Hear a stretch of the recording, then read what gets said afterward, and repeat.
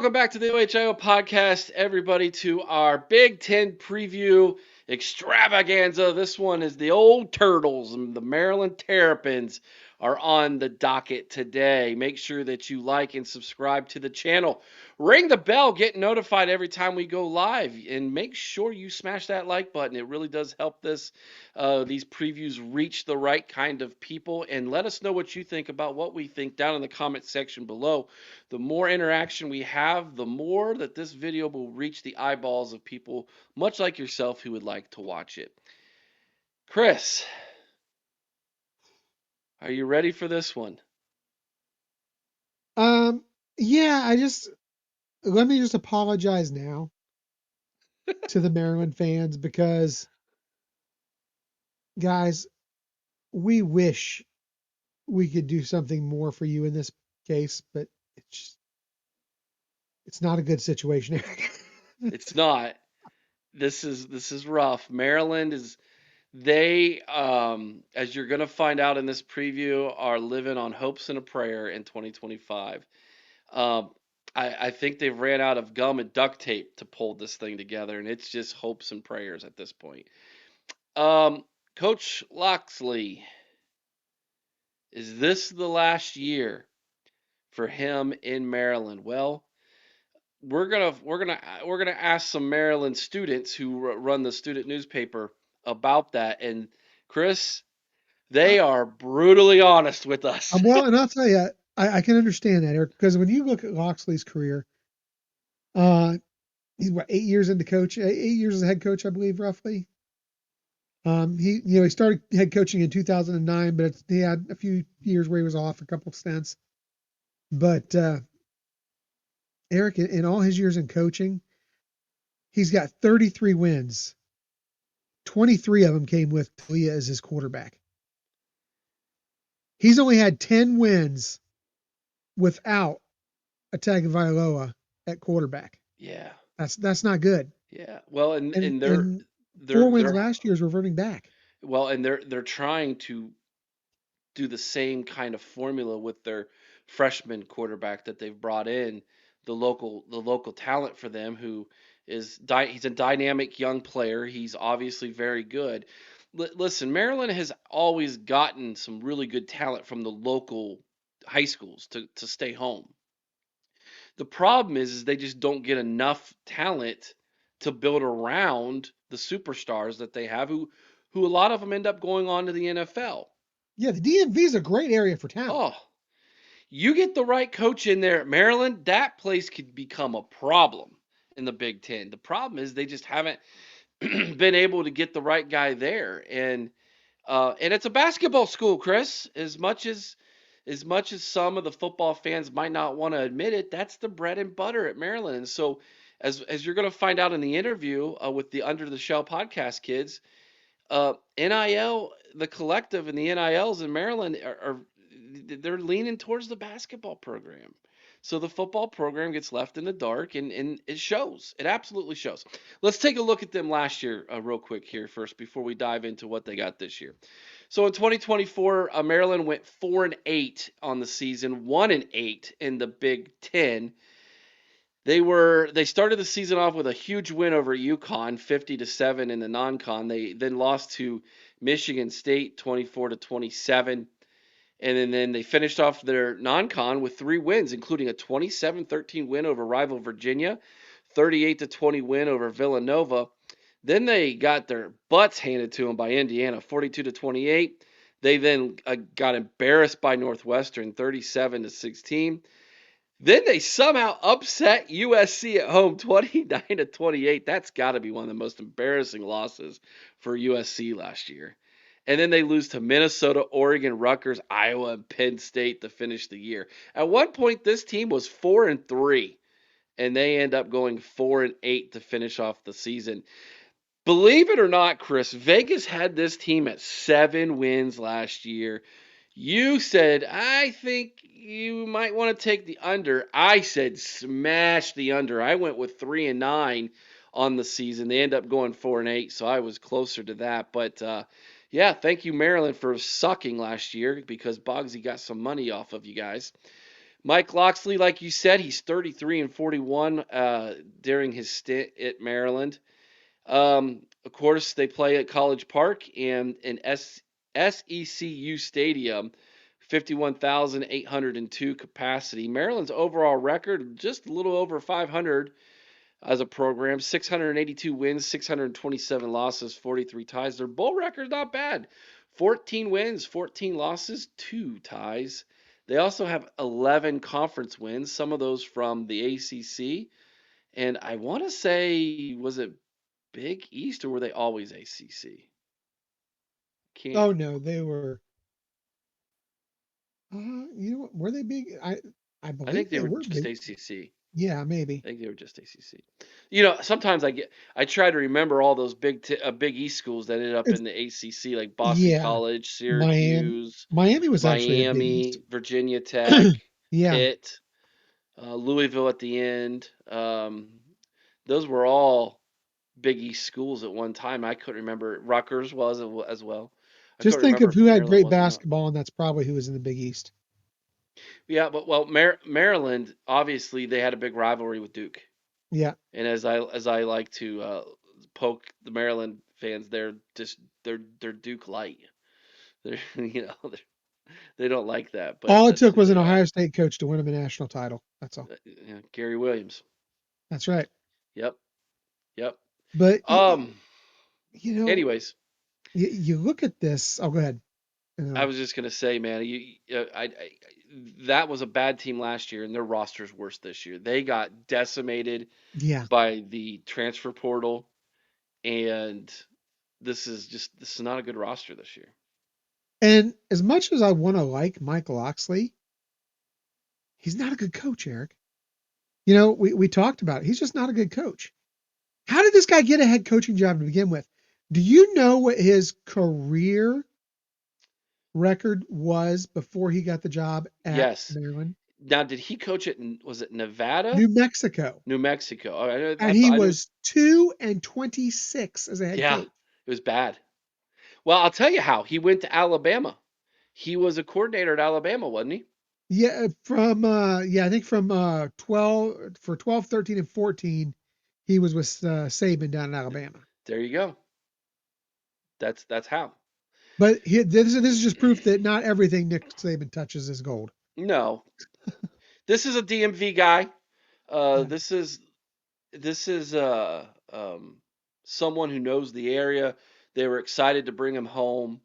He was excited to go home, and they had a couple decent years with him, but I think the shine is definitely worn off.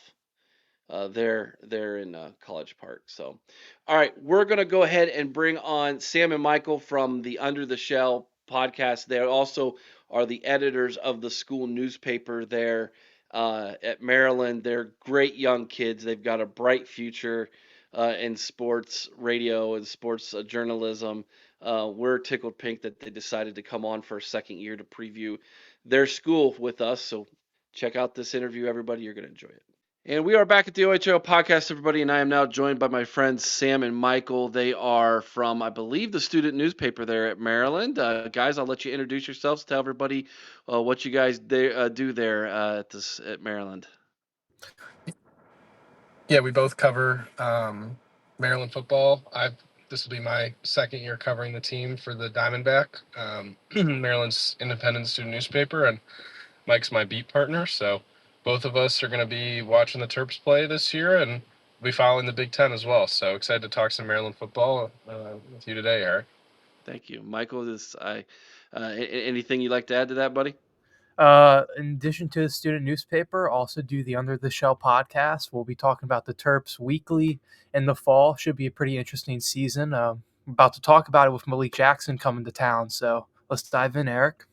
Let's do that. Let's start by kind of recapping last season and how that set up this season for you guys. So Michael, we'll start with you. Kind of give a little bit of a rundown of how 2024 ended for the Terps and how that kind of set up the off season for Loxley and the staff. How it ended was pretty poorly. It was a typical start by Maryland where they have a pretty good stretch in a non-conference schedule. And then when the conference slate came about, they really start to see some struggles come about. Billy Edwards, on paper, his stats looked pretty good, but under pressure, he did not perform well. The offensive line was really bad for Maryland last year. And I remember talking with you before the season started. We were pretty optimistic. We thought this was a team that could have made a bowl game. In the end, they fell well short, and just more questions left to be answered once the season ended, and a lot of questions concerning Coach Loxley's future, quite frankly. Sam? Yeah, Maryland started 3-0, obviously, but I think the question remained before they entered the conference about what the caliber of this team actually was, and it proved that this was, I would argue, Loxley's worst showing as a head coach since he arrived in Maryland. Went 1-8 in conference play, lost to multiple first-year head coaches, including Michigan State and Northwestern at home. Um, Only conference win came against a reeling USC team, and they never really put it together. Games weren't necessarily competitive. The same issues popped up consistently. The secondary struggled all year. The trench play continued to be objectively a disaster. And I don't think it's going to get any better this year in terms of any, what changed from last year to this year. I'm sure we'll talk about. But last season was an objective disappointment. And I think that when you look at the roster this year and what was done in the offseason, it's hard to believe that anything's going to be a lot different. Mm. So let's train. That's a good transition. Let's just take that route.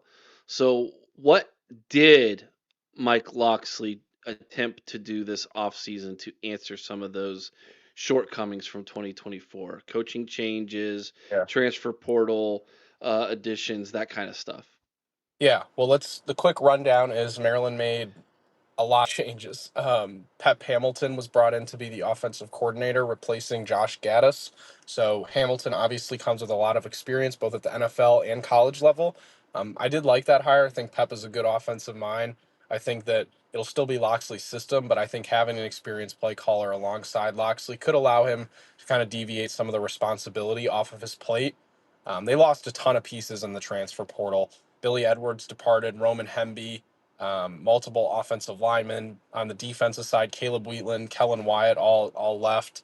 That's not even getting into the NFL departures. With you have guys like Glenn Miller, Ty Felton, Caden Prather, um, all guys who showed out. Ruben Hippolyte, all guys who played well last year, and they're without them. But I'll let Mike talk about. I think the biggest addition that Maryland made this offseason wasn't a coach. It wasn't a transfer. It's a true freshman. As I guess surprising as that is in modern day college football, the expectations that four-star quarterback Malik Washington has this year are about as high as you can find for a freshman QB, and it's going to be interesting to see what Malik does. Mike, I know both of us have followed Malik since he was in high school, and we had the idea he could be going to Maryland. I think we both know him pretty well. How would you describe his game, and what would it mean, I guess, for a successful season for Washington? I mean, Malik is a very versatile quarterback. He can run really well, he can pass really well. And this is someone coming in with a lot of hype. He's a local guy, went to Archbishop Spalding. It's like 30 minutes away from the University of Maryland. Obviously, a 4-star recruit, very heavily targeted as a recruit. So coming into Maryland, there's a whole bunch of pressure on him. I mean, if we're talking about the quarterback competition, there's also Justin Martin, a transfer from UCLA. He saw very little time with the Bruins. So it's looking like Washington's going to be starting. And we talked about the trenches. Loxley has tried to fix the trenches. He brought in 8 additions through the transfer portal, 6 D linemen, 2 O linemen. Last season, they did the kind of the same thing for their 6 additions through the portal were O linemen. But I also talked about this last year. Like, if you're trying to get a starting O lineman in the transfer portal, good luck, because those guys do not hit the portal if they're playing well for a good school. So you're getting a bunch of guys who are trying to make a comeback to career, trying to improve off of previous performances, maybe at a smaller school. It's just not a good recipe for a freshman quarterback to be playing behind a bad O line. So that would be my main concern with Malik is how is he going to perform behind an O line that isn't the best in a very competitive Big Ten. It is just not seem like a good recipe. Yeah.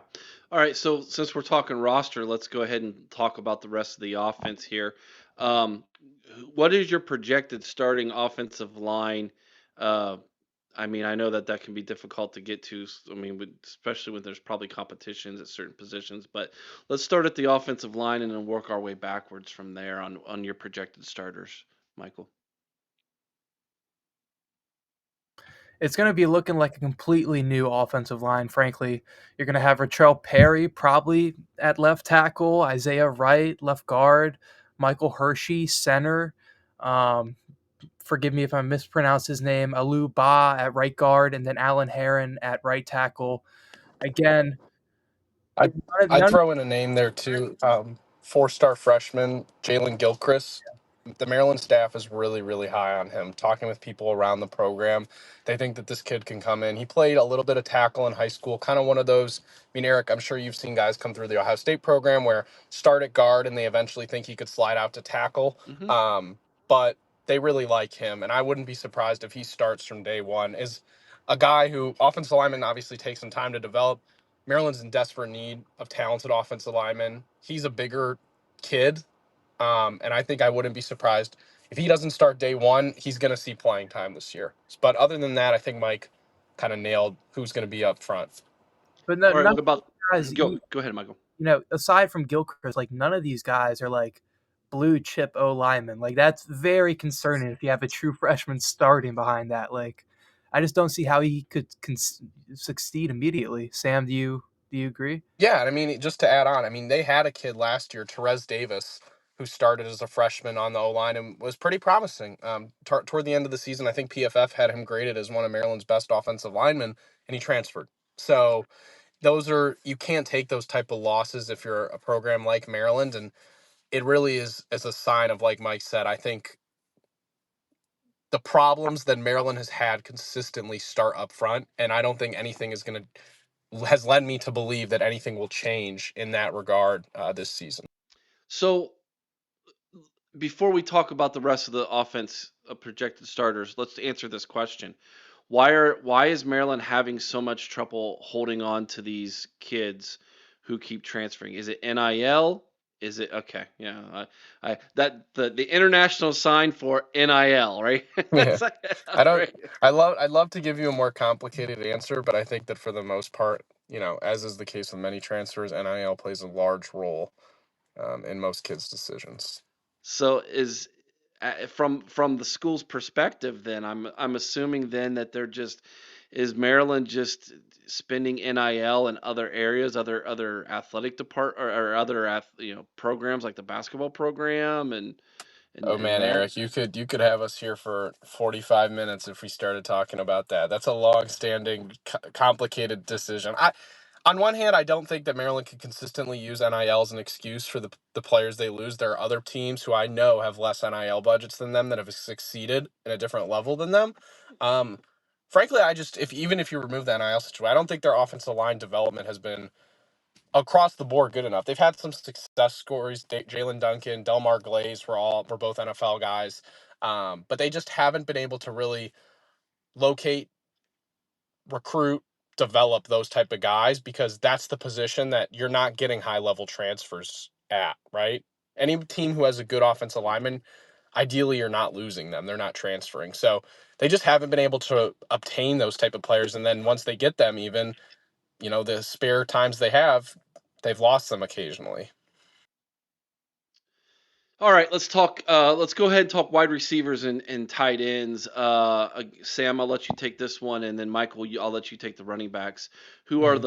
Who are your projected wide receivers and your tight end Well, this is going to starters? be I think this is going to be a really interesting receiver room. It's the one aspect of Maryland football I think you look at every year and say is really good. This year I don't love it as much, but I still think there's some talent there. Oklahoma transfer Jaleel Farouk is a Maryland kid. He had a really, really nice season in Norman a couple years ago. Was hurt for a lot of last year and was sidelined for most of spring ball with an injury, but I really like his potential. I think he'll step in nicely as a number one. They got Caleb Webb, a Tennessee transfer who hasn't played much, but is a really big body X receiver. I think they'll throw out there. And then Octavian Smith is going to be your slot guy. Long-standing veteran here. I think he'll have a nice year. At tight end, they lost a couple of guys. Dylan Wade transfer, Preston Howard transfer, but they brought in Georgia State tight end, Dorian Fleming, who I really like. I think he could be the number 3 option in this passing game, and I think he's a really, really nice hybrid pickup. So that was one of my favorite transfer ads were the skill position guys they got, and I like both of them. So that's who I would picture starting day one in that room. Ryan Manning showed out in the spring. He had a couple nice plays, so I could see him fighting for some time. But yeah, it's a pretty transfer heavy room, and it'll be interesting to see how they complement the running back, who I think is going to be a really good option in the passing game. Mike, tell our friend Eric here about Nolan Ray.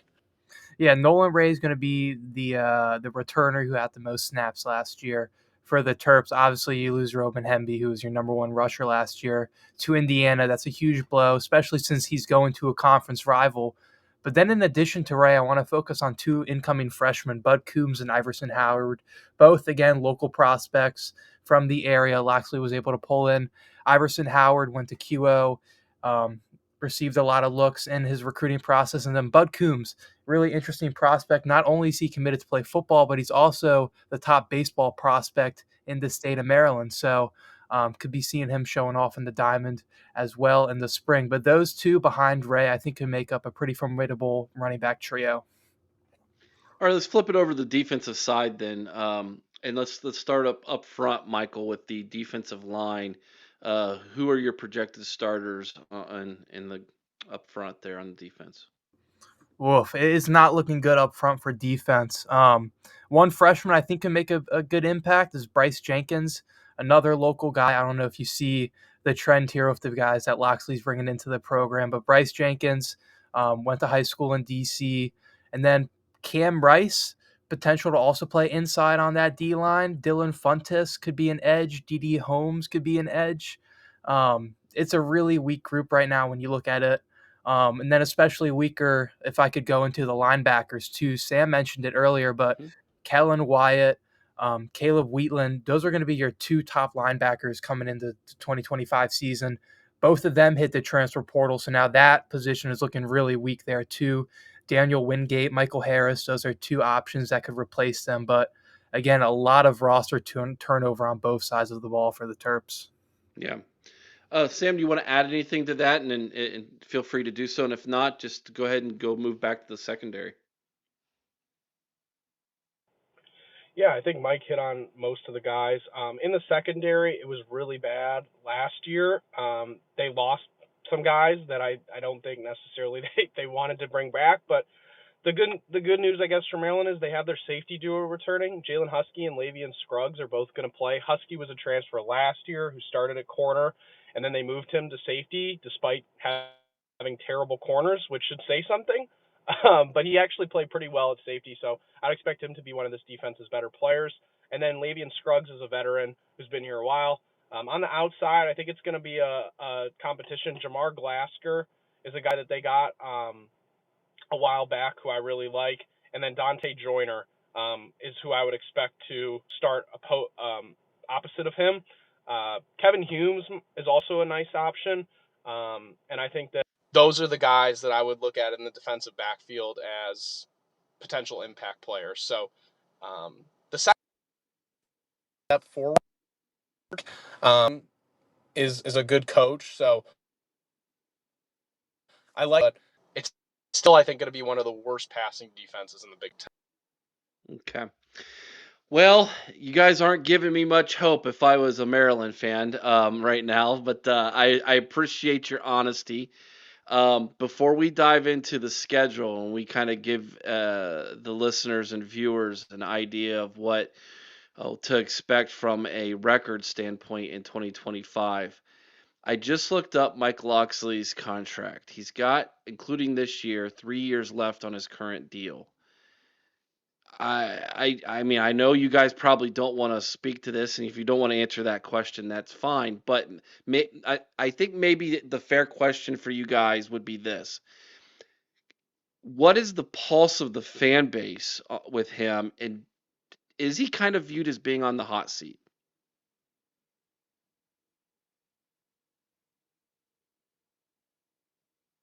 Hold up, guys. Sorry, my audio is being weird. Mike, do you want to take this first? I'm just going to hop in because my mic's being jacked up for some. Yeah.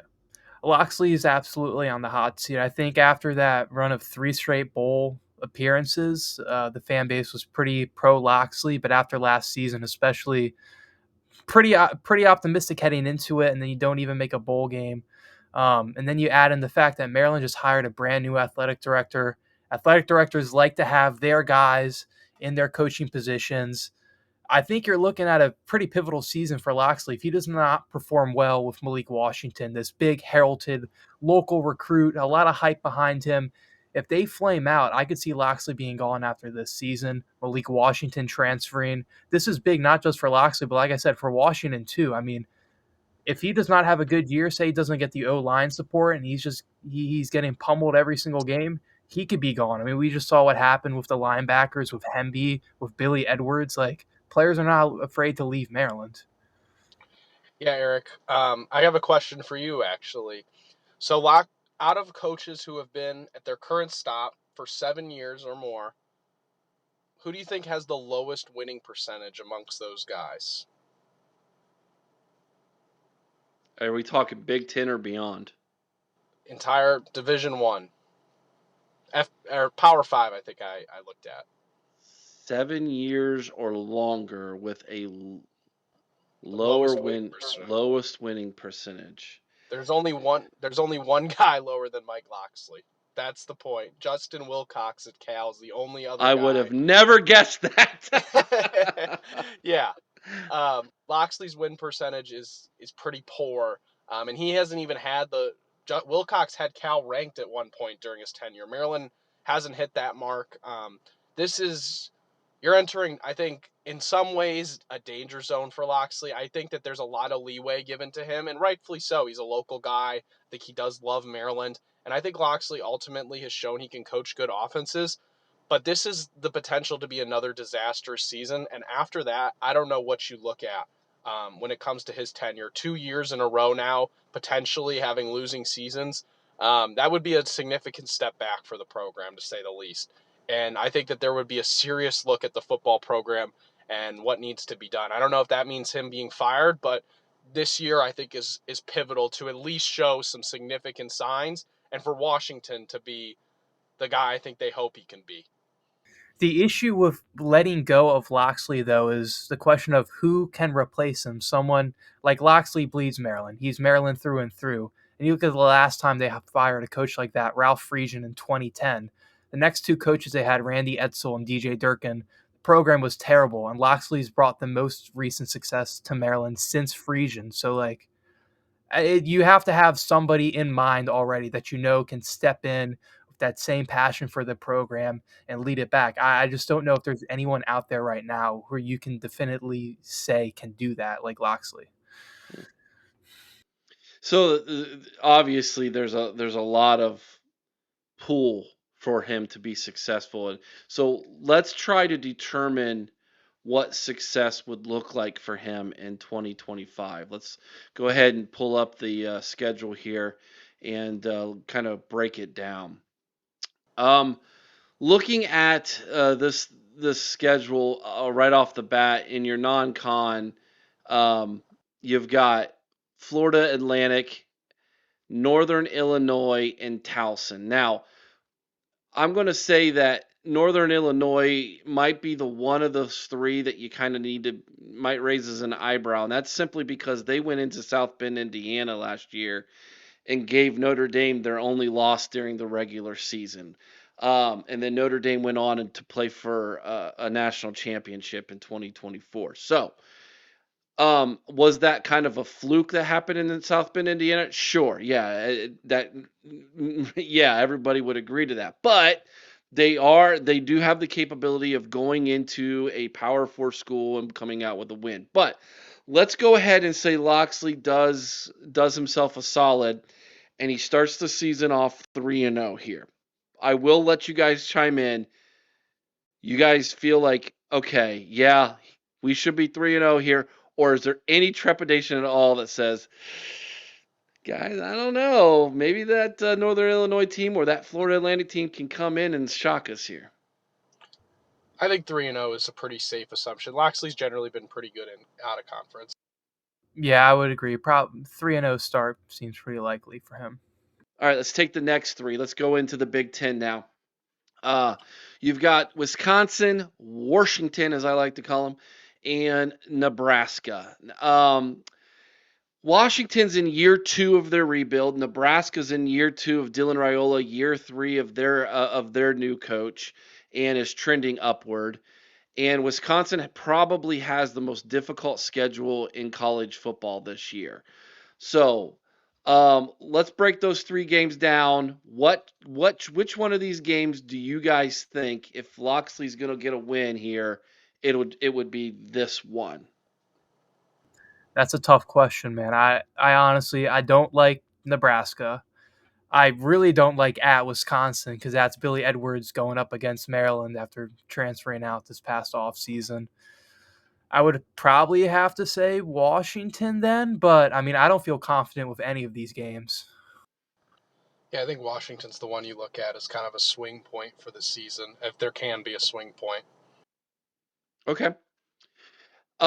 You go to LA to take on UCLA on October 18th. You get a week off, and then you host Indiana, and then you go to Piscataway, New Jersey for Rutgers.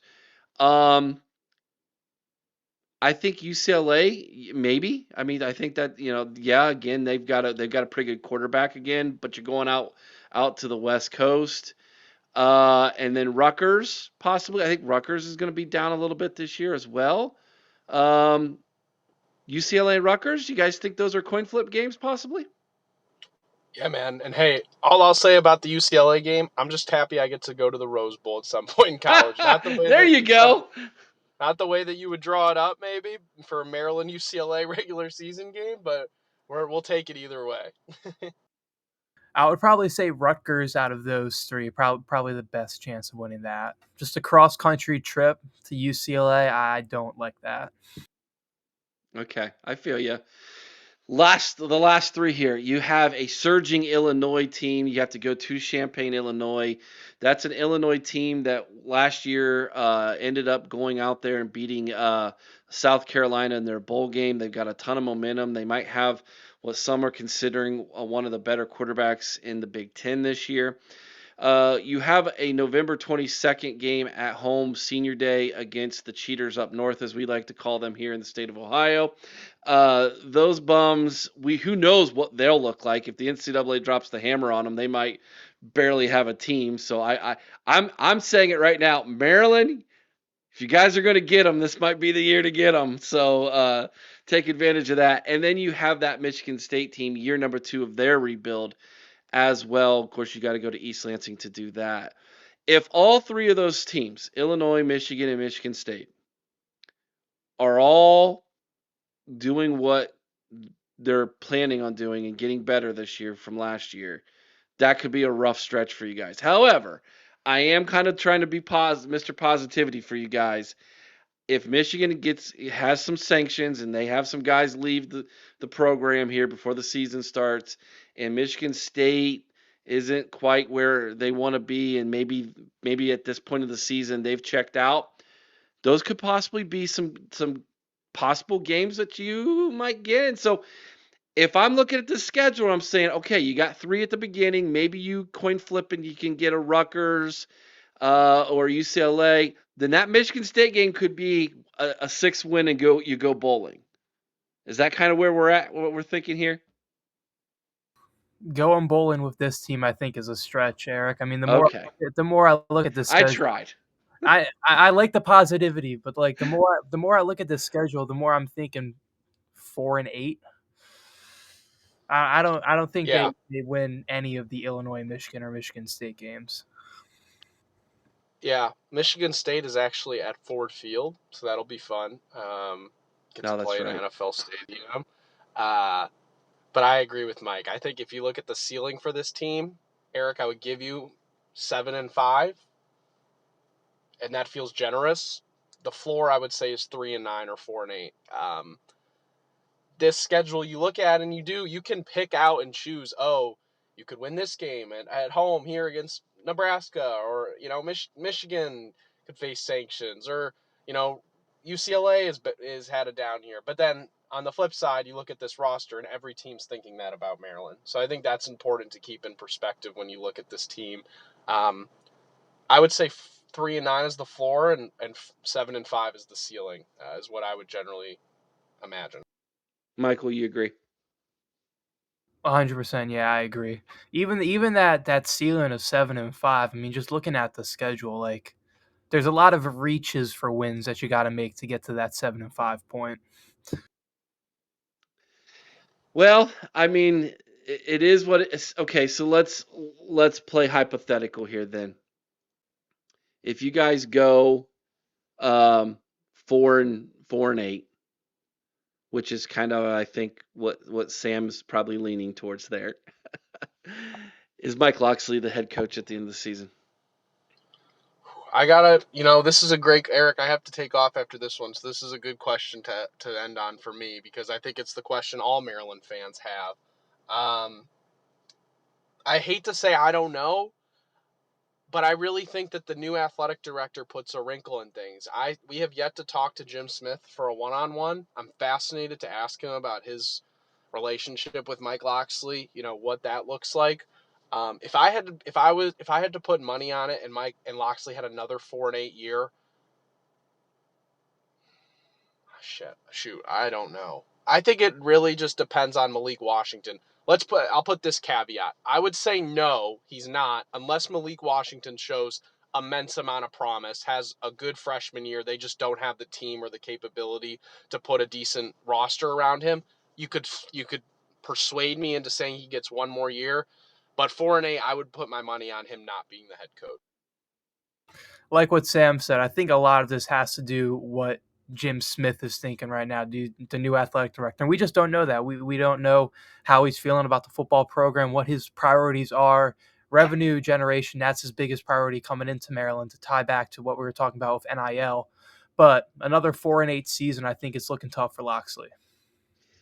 All right. Tell everybody where they can find you guys and follow you this season. And maybe a Maryland person stumbled upon this video and they're like, "These kids know what they're talking about. I need to check them out." So tell everybody where they can find you. You can check us out at the Under the Shell podcast weekly. We have an interview with an athlete, an alumni, a coach, and then talk about recent Terps games. And also for the Diamondback to School newspaper, don't only check us out, but also check out all of our talented writers from the baseball teams to the basketball teams, to football with me and Sam. It should be a good season at the Diamondback. Yeah, and at Sam_Jane 230 on Twitter, and looking forward. I know Maryland doesn't play the Buckeyes this year, so we won't get to see you in Columbus, Eric. But we'll be watching because Ohio State figures to be one of the most talented teams. So thank you for having us on. We really appreciate it, man. Absolutely, guys. Appreciate your time and good luck this season and enjoy the heck out of your senior year. Have some fun, whether the football team's good or not. It's your senior year, so go have some fun. We plan on it. Appreciate you for having us on. Thank you, Sam and Michael from Under the Shell podcast for joining us here on the OHIO podcast. Chris, I kind of feel for these kids. I'm not gonna lie. Like they're good kids. They're smart. They're intelligent. It's their senior year, and they're gonna have to watch this train wreck, man. Yeah. Yeah. And as you saw, I tried my darndest to get them to 6 wins to get to a bowl game, and tried to be positive with them, and they just couldn't do it. It's just not going to happen, Eric. And you've got my prediction sheet. It's not pretty. Yeah, well, let's I, let's I look at I it. honestly do not see these guys winning a conference game this year. Okay, well, let's take a look at it. Vegas says 4.5 wins is the number for Maryland this year. They start off with Florida Atlantic, Northern Illinois, and Towson in the non-con. And as you and I were talking in the pre-show, and as I mentioned to those boys during the interview, that's a Northern Illinois team that went into South Bend, Indiana, and took down the eventual team that played for a national championship last year. So that's not a gimme. Although they should win, it's not a gimme. They're at Wisconsin. They get a bye. They're home against Washington, Nebraska, and then they go across country to play UCLA. Bye number 2, home against Indiana, at Rutgers, at Illinois, home against Michigan, at Michigan State in Ford Field. Chris, your prediction is 3-9 overall 0-9 in the Big Ten, and I duplicate that. We both agree this is a team we couldn't find. We could not find 6 wins. I couldn't even find 4. I'm going to go ahead and take that bet. Yeah, I I'm think Vegas hammering is the giving under me on money. that. I think Vegas is giving me money. Yeah, Even if they I, get to 4 wins, I still win money. yeah, I'm hammering the under on that all day long because you think about this. I mean, you look at that schedule, Eric, and even if some people might say, well, you've got Wisconsin, and Wisconsin is not going to be a great team this year. But you're at The Wisconsin. That's the thing. You're at Wisconsin, and this is going to be a team that's going to be playing angry, coming off presumably a loss to Alabama. Yeah.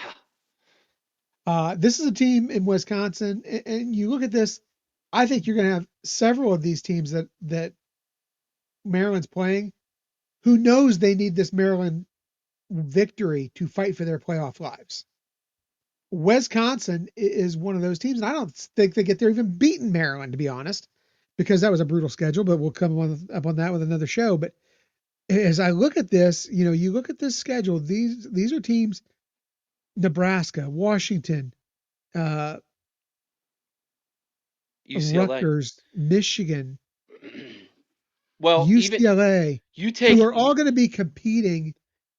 Uh, They know they have to have this win to get yeah, any shot at a bowl game yeah. or a Plus, playoff. they're all better. So Washington, year 2 of their rebuild, probably better. Michigan State, year 2 of their rebuild, probably going to be better. Aiden Childs going to be in his second year as a starter. UCLA, Nebraska, yeah. year 2, got Nico as quarterback for them. They're going to be better. Nebraska, year 2 with Dylan Riola, they're going to be better.